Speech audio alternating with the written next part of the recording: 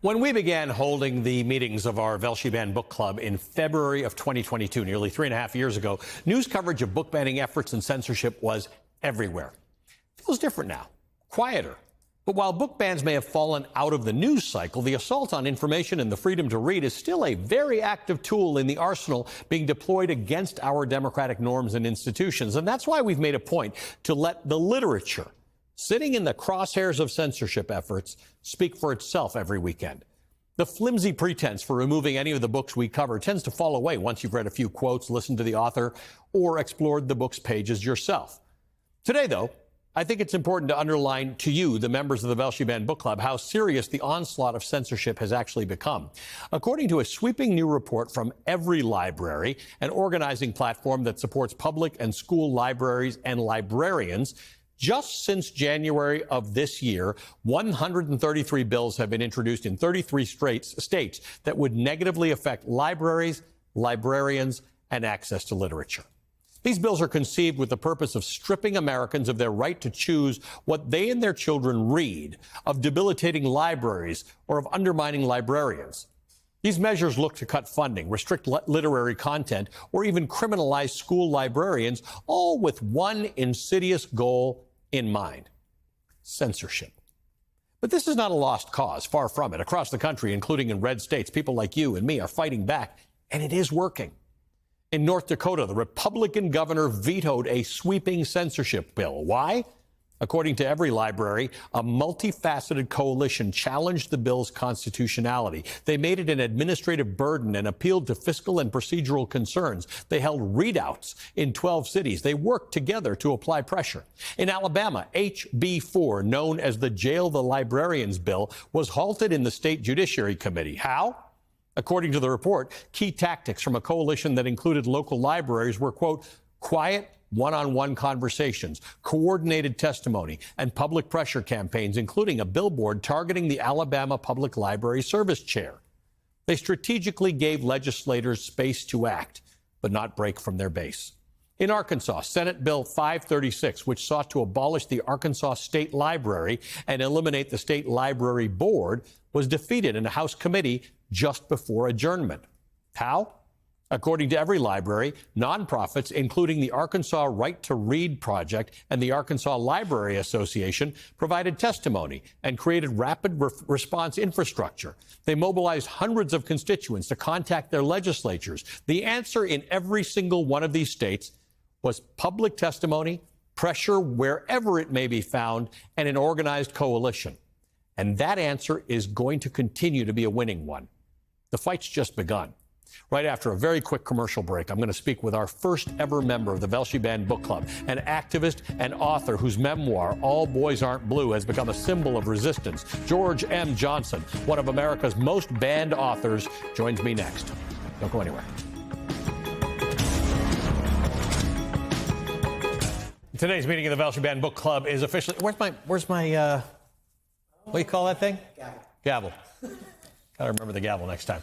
I'm joined now, well, you know, this is appropriate because I'm joined now by the very first member of the Velshi Band Book Club, and I didn't have a gavel back then.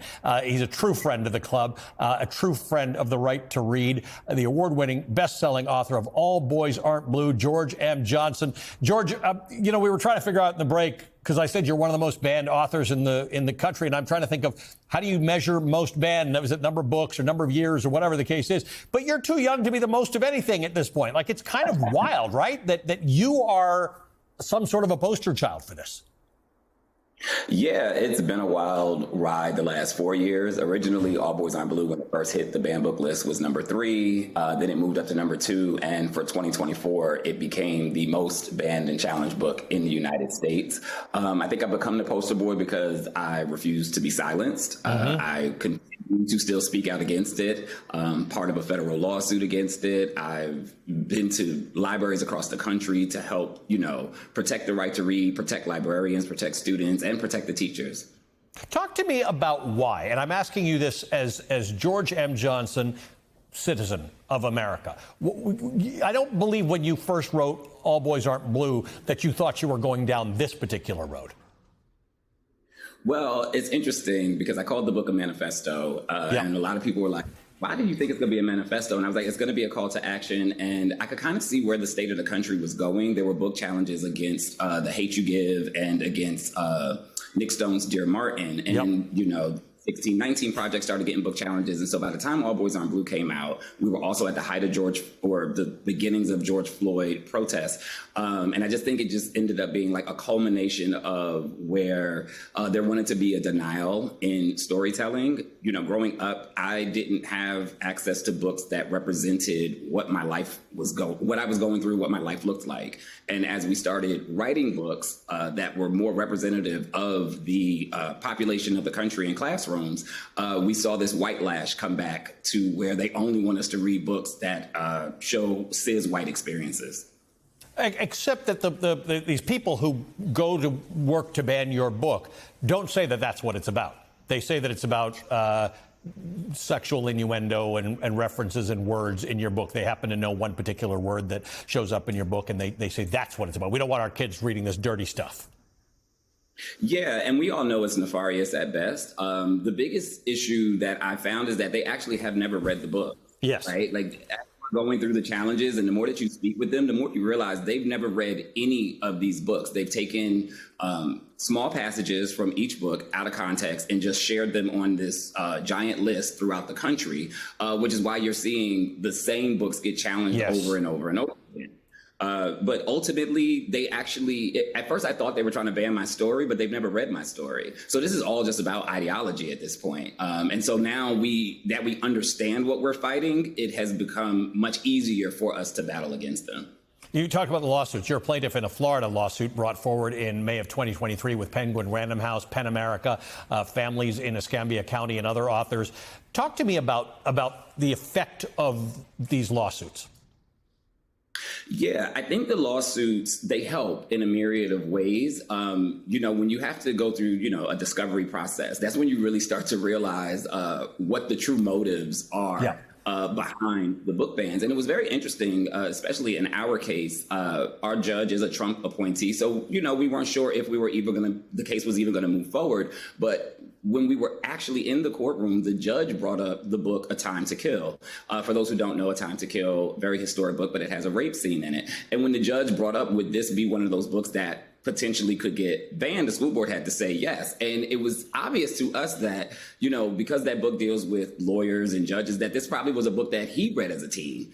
And so, you know, sometimes when you cast the net so wide, you don't realize that you're also affecting people within your own party or within your own base who also still believe in the right to have access to these materials.